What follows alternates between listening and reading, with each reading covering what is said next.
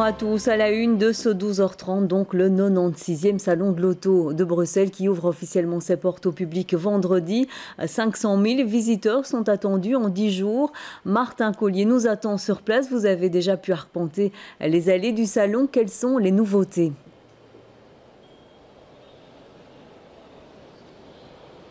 Oui, tout à fait Muriel, des grandes premières pour ce salon de l'auto. Il y en a beaucoup, 7 premières mondiales, 17 premières européennes et plus de 150 premières belges. Et parmi ces différentes premières, eh bien, une grande tendance, celle des SUV. Ce sont ce type de véhicules qui se trouvent juste derrière moi. Les SUV, donc un mix entre des 4x4 et des citadines, des voitures adaptées donc à la ville, mais également à des populations plus âgées. Enfin, une autre tendance, eh bien, c'est celle des voitures connectées, les voitures dites intelligence. Et enfin, dernière tendance qu'on peut remarquer sur ce salon de l'auto, eh bien, ce sont les voitures électriques ou dites hybrides, des voitures dont on proclame le boom depuis plusieurs années. Les constructeurs y croient, ils continuent de proposer des modèles et pourtant, eh bien, les ventes ne décollent pas. Pourquoi ? Tentative de réponse dans le reportage que nous avons tourné ce matin. Il est signé Cyprien Houdemont et Frédéric Dehainaut.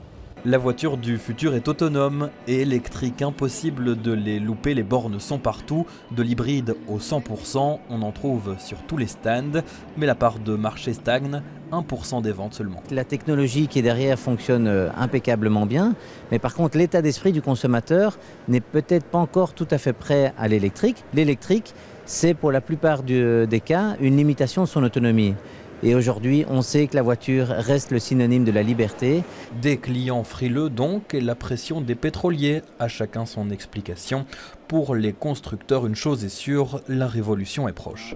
Les perspectives sont très intéressantes pour le futur. À partir de 2020, Volkswagen viendra sur le marché avec une nouvelle gamme, de la gamme ID, qui va se décliner en plusieurs modèles. Et à partir de ce moment-là, on aura des autonomies de 400, 500, voire 600 km à des prix beaucoup plus intéressants que maintenant. Et on pense qu'à partir de cette date, ce sera le vrai départ d'un marché de la voiture électrique. Autre système, l'hydrogène. Ce modèle à près de 80 000 € se charge très rapidement pour une autonomie de 500 km. C'est une voiture 100% électrique, mais où l'électricité est créée à bord grâce à une réaction chimique. C'est l'oxygène qui vient ensemble avec l'hydrogène qui crée de l'électricité, ce qui va faire avancer la voiture.